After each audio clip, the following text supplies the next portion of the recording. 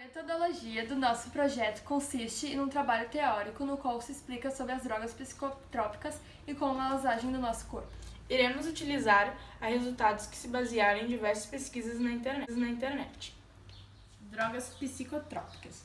Qualquer tipo de substância que é capaz de modificar a função dos organismos vivos, tanto de forma fisiológica como comportamental, é considerada uma droga. Um exemplo seria uma substância ingerida que modifica a função dos vasos sanguíneos e aumenta a pressão arterial.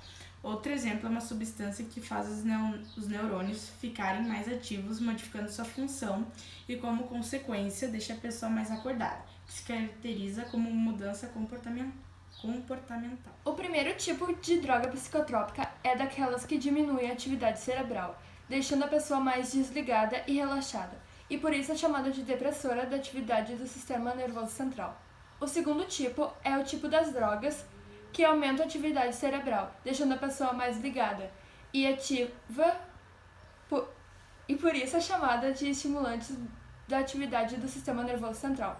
E o terceiro grupo é das drogas que agem modificando qualitativamente a atividade cerebral, ou seja, elas não diminuem nem aumentam a atividade cerebral. O cérebro passa a funcionar de uma forma diferente do seu usual, deixando a pessoa mais perturbada.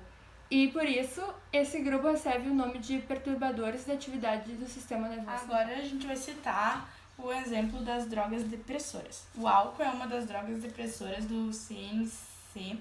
Seus sintomas no início podem ser confundidos com as drogas estimulantes, pois ela leva o consumidor a um estado de euforia e agitação, mas depois de um tempo a pessoa começa a ficar tonta. O raciocínio fica lento e o indivíduo fica sonolento. O álcool é uma das drogas psicotrópicas que são legais em nosso país, mas o consumo é restrito para maiores de 18 anos, mas nem sempre é isso que acontece. A morfina é um forte analgésico que beneficia os pacientes de câncer, as vítimas de dor crônica na coluna, os portadores de artrite reumatoide e as doenças que causam qualquer tipo de dor. Morfinas e os tumores. Grande parte dos pacientes que possuem um tumor maligno sente dor. A cerca de 10% deles terão sensações dolorosas mais intensas, necessitando de algum analgésico mais forte que os comuns. E por causa dessa dor intensa e alguns pacientes terem alergia a certas medicações, são implantadas bombas de morfina, mas somente nessas condições extremas. Bomba de morfina. A bomba de morfina seria um catéter implantado na região da coluna. Ele libera pequenas dosagens de morfina junto ao líquido que envolve a medula espinhal.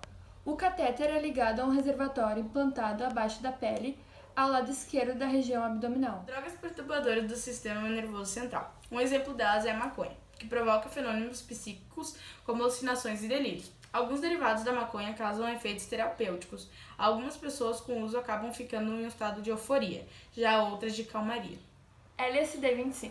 Alguns efeitos físicos são a dilatação da pupila, a sudorese, o aumento da frequência cardíaca, o aumento da temperatura e algumas vezes náuseas e vômitos.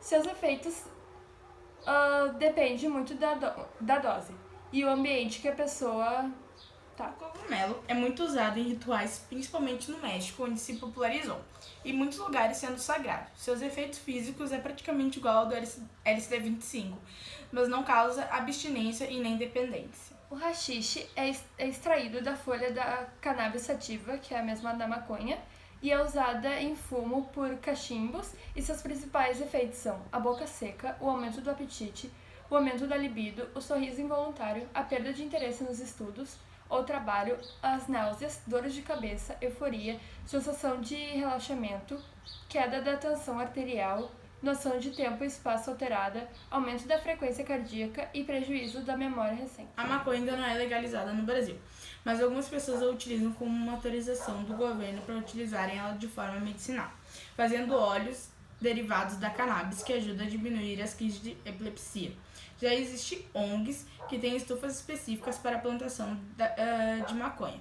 A Abrace distribuiu para quase 400 famílias que precisam desse óleo derivado da cannabis e outros produtos.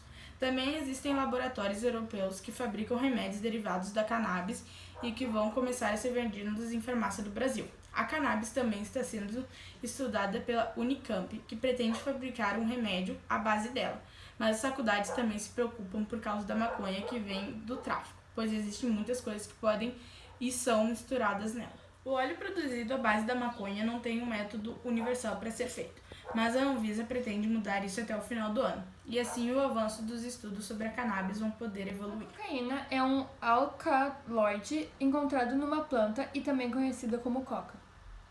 O crack. Para a preparação dessa droga é extraído o alcaloide, que é retirado das folhas da mesma planta da cocaína, onde dá origem. Há uma pasta chamada de sulfato de cocaína, mas é mais popularmente de crack. É popularmente conhecida como droga do amor, é uma droga psicoativa, sua substância-chave é o MDMA, Ice, Crystal Meth. É metanfetamina pura e parece pequenos cristais. Em geral é fumado, mas também pode ser injetado ou aspirado.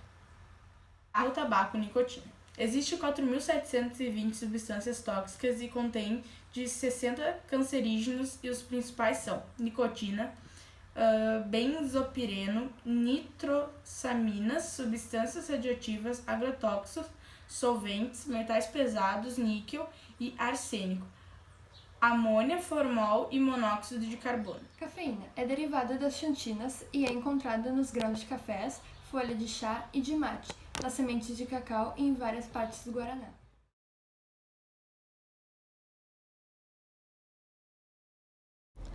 20% dos entrevistados eram homens. 31% têm vontade de utilizar drogas. 31% não utilizou drogas. 9% nunca ingeriu bebida alcoólica. 34% não considera a bebida alcoólica como uma droga. 35% não fumou cigarro. 46% é contra a legalização da maconha. 22% já fumou maconha. Se a maconha fosse legalizada, 14% fumaria e 14% talvez fumaria. 31% não acredita que o ProErd previne o uso de drogas. 16% acredita que ele previne. 40% não acredita que a condição financeira influencie no uso de drogas. 13% acredita que o efetivo policial previne o uso de drogas. E 14% acha que talvez ele previna.